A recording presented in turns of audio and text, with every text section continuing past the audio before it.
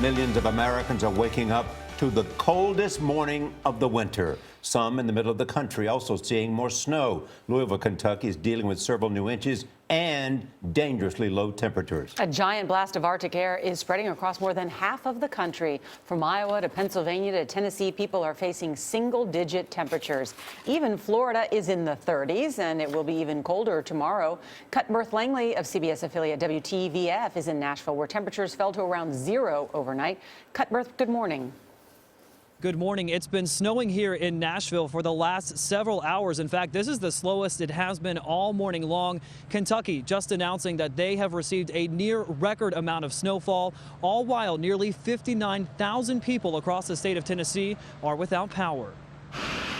Through piling snow, crews across the South are racing to clear roads that have been iced over by the blistering cold. It's going to turn into black ice, and you won't be able to tell where it's slick. I plan to be inside by that point. In Franklin, Tennessee, several cars and trucks spun out of control, trying to avoid an accident in front of them. The deep freeze turned deadly after an 18-wheeler struck and killed 34-year-old Christy Clark and her 10-year-old son. The two had stopped to help people inside of an overturned SUV on the side of the interstate.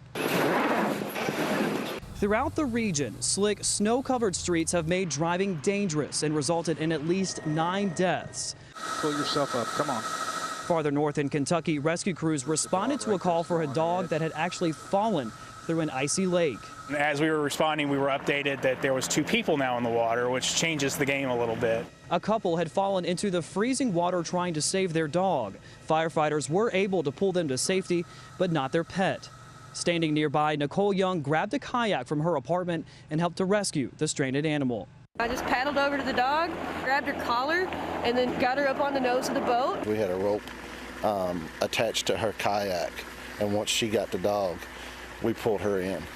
Back in Tennessee, utility crews are desperately trying to restore power for thousands as the temperature threatens to plunge to record lows.